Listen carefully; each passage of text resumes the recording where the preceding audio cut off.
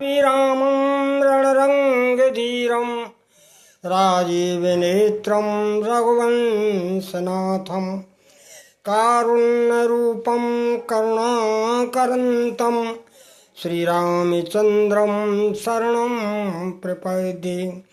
श्रीरामचन्द्रं शरणं प्रपद्ये।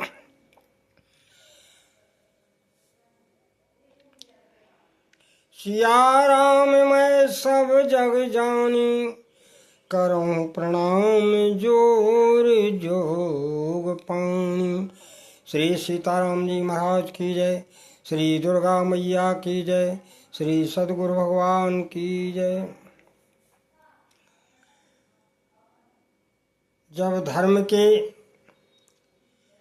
चारों स्तंभ अमर्यादित हो जाते हैं, अर्थात संसार में अधर्म का बोलबाला हो जाता है, तब परमात्मा मानव का स्वरूप धारण करके धर्म की स्थापना करके चरित्र का निर्माण करके जन जन को कल्याण की प्राप्ति कराते। यही भगवान का उद्देश्य। तो वही परमात्मा बोले, व्यापक ब्रह्म निरंजन निर्गुण विगत विनोद, सो अज प्रेम भगति बस कौशल्या की गोद। वही सर्वव्यापी परमात्मा जो निर्गुण है, जिसका नाम रूप नहीं है, प्रेमा भक्ति के वश में होकर के आज माता कौशल्या की गोद में आए हैं और सृष्टि पर धर्म की स्थापना भी करना। मन संतोषे श्रवण के जय तय दे आशीष, सकल तनय चिरजीव हो तुलसीदास के ईश। सारी अयोध्या में जन जन के हृदय से भगवान श्री राम जी के लिए चिरंजीव का आशीर्वाद निकल रहा है। अब देखिए, जब भगवान का अवतार हुआ, क्योंकि भगवान ने अनेकों प्रकार से बाल क्रीड़ाएँ की हैं और अयोध्या वासियों को सुख दिया है, माताओं को सुख दिया है, तो एक बार भगवान शंकर राम जी का दर्शन करने के लिए श्री काकसुन जी को साथ लेकर के अयोध्या धाम में पधारे। विचार करते हैं कि भगवान का दर्शन तो राजमहलों में होगा, पर राजमहलों तक जाएं कैसे। तो अयोध्या के बाजारों में भगवान शंकर एक जगह विराजमान हो जाते हैं और श्री कागजी महाराज उनके शिष्य बन जाते हैं। आते जाते हुए सभी लोगों को संबोधित करते हैं कि हमारे सद्गुरु जी भूत, वर्तमान और भविष्य को सटीक बताते हैं। अगर कोई को अपना भविष्य दिखाना हो तो दिखा सकता है। कुछ लोगों ने अपना भविष्य जानना चाहा, तो जब उसे ये ज्ञात हुआ कि ये तो बहुत सटीक बताते हैं और ऐसा हमें अनुभव होता है कि जो भविष्य बताया जा रहा है वो भी सत्य निकलेगा, तो फिर धीरे धीरे ये बात राजमहलों तक पहुंच गई। दासियों ने महारानी कौशल्या जी से कहा कि हे मैया, कोई महात्मा इस अयोध्या में आए हैं, रामलला का भविष्य दिखवा दीजिए, बड़ा अच्छा होगा। कौशल्या जी भी बहुत उत्सुक थीं, तो उन्होंने कहा ठीक है, अगर ऐसे कोई भविष्य का जानने वाली कोई महात्मा है तो उन्हें बुलवा ले।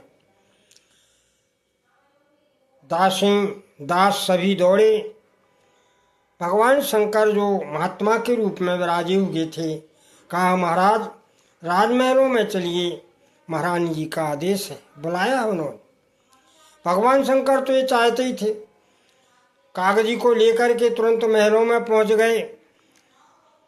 भगवान शंकर को तो प्रवेश मिल गया, लेकिन काकभूषण जी को रोक दिया गया कि तुम्हें आज्ञा नहीं है।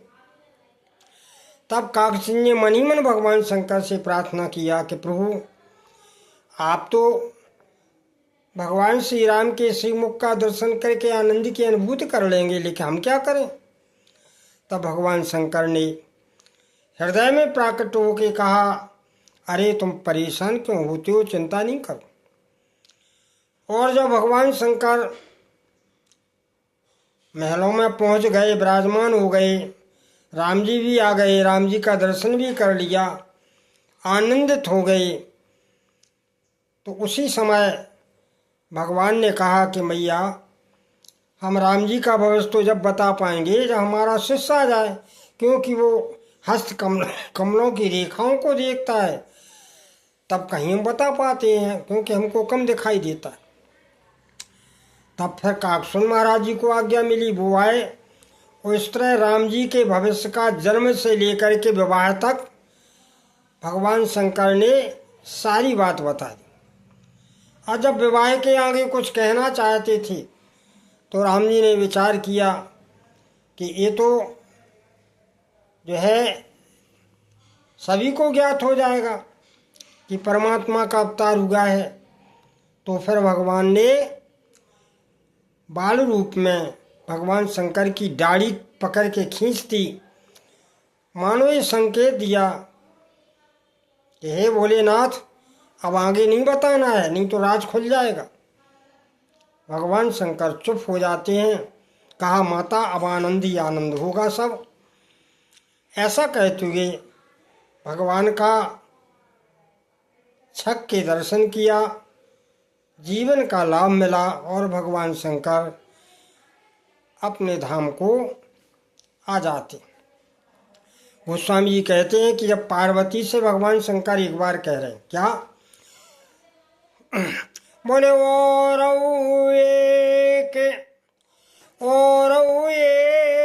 कहूँ निज चोरी, सुन गिर जाती दृढ़ मति तोरी।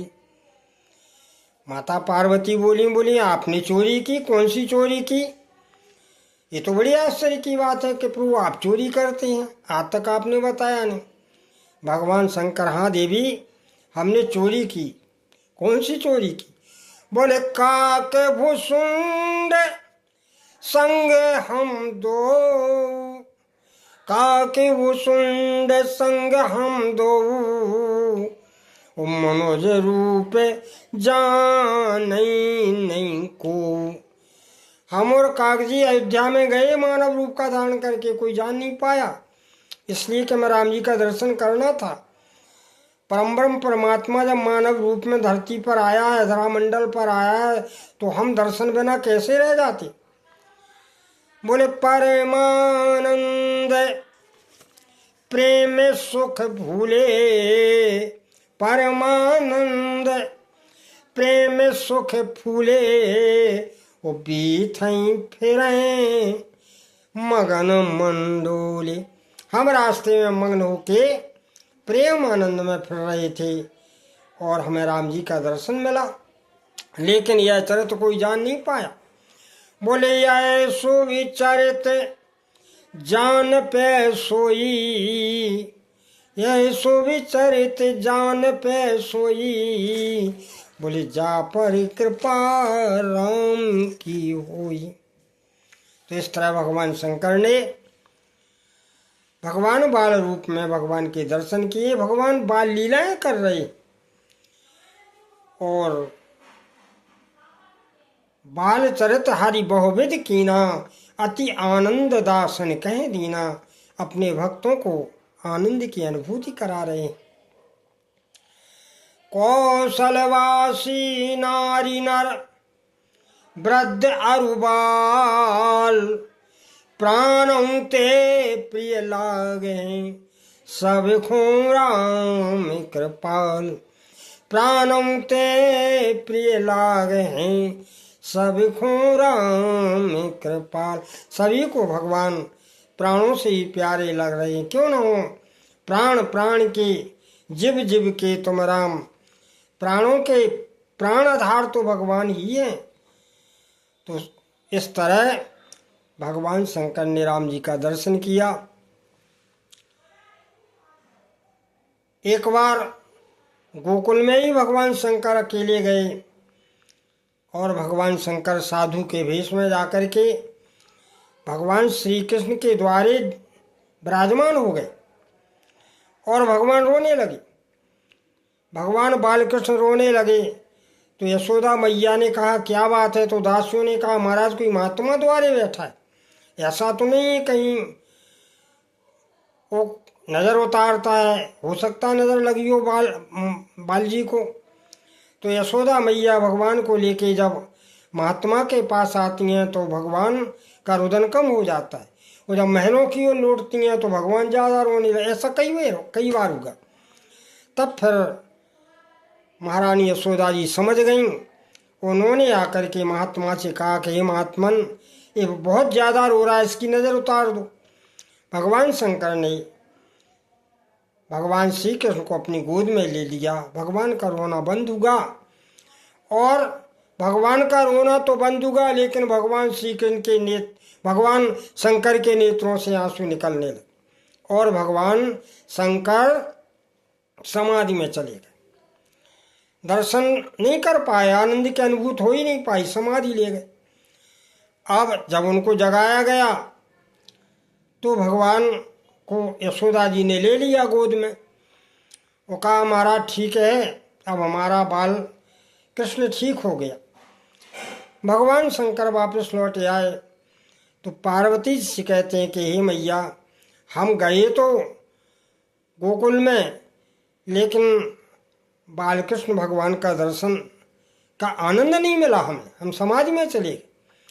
तब माता पार्वती जी ने कहा कि भगवान यदि आप मुझे साथ में ले चलते तो शायद भगवान आनंद की अनुभूति करा देते। मानो माता पार्वती ये संकेत करती हैं कि कोई भी धार्मिक कार्य बिना धर्मपत्नी के संपन्न नहीं होता। यदि धर्मपत्नी को लेकर के कोई भी शुभ कर्म किया जाएगा तो उसका पूर्ण लाभ मिल जाएगा। यही भगवान शंकर और पार्वती बताना चाहते। अब भगवान शंकर क्यों गए बालकृष्ण भगवान का दर्शन करने? बोले इसलिए गए कि व्यापक अकल अनीय आज, व्यापक अकल अनीय आज निर्गुण नाम न रूप, भगत है तु नाना विधि करत चरित्र अनूप। जो परमात्मा सर्वव्यापी है, जो इच्छा रहत है, जो अजन्मा है, जो निर्गुण है, जिसका नाम रूप नहीं है, लेकिन वो प्रेम भक्ति के द्वारा बस में वो करके भक्तों को सुख देने के लिए नाना प्रकार की लीलाएं कर रहे। इसलिए ये भगवान की बाल रूप लीलाएं हैं। गोस्वामी जी ने लिखा है शायद कवितावली में, बोले कब हूँ शशि मांगत आरी करें, कब हूँ शशि मांगत आरी करें, कब हूँ प्रतिबिंब निहारे डरे। कई भगवान चंद्रमा मांग रहे हैं मैया से कि मैया चंद्रमा दो, मचल जाते हैं। और कभी जो है अपने मणिमय खम्भों में अपने प्रतिबिंब को देख के डर जाते हैं तो रोने लगते हैं। ऐसे भगवान बाल कीड़ाएँ कर रहे हैं। कब हूँ शशि मांगत आरी करें, कब हूँ प्रतिबिंब निहार डरे, कब हूँ कर ताले बजाए के नाचत, कब हूँ कर ताले बजाए के नाचत, मातु सबे मन मोद भरे। कभी हाथ की ताली बजा के नाचते।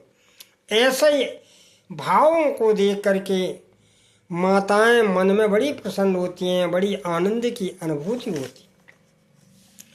बोले कब हूँ ऋषि आए कहें हट के, कब हूँ ऋषि आए कहें हट के, पुण्य लेत सोई जो लागे अरे अवधेश के बालक चारु सदा तुलसी मन मंदिर में बहरे। अवधेश के बालक चारु सदा तुलसी मन मंदिर में बहरे। कबूर से आए कहें हटके, कबूर जो है किसी चीज के लिए अड़ जाते हैं तो उसे लेके ही मानते। ऐसी भगवान लीलाएं कर रहे हैं। वो अयोध्यापति के चारों बालक तुलसीदास जी कहते हैं कि हमारे मन रूपी मंदिर में सदा विहार कर, तो हमारा जीवन धन्य हो जाएगा। अवधेश के बालक चारु सदा तुलसी मन मंदिर में बहरे। बोलिए आनंद कंद भगवान की जय।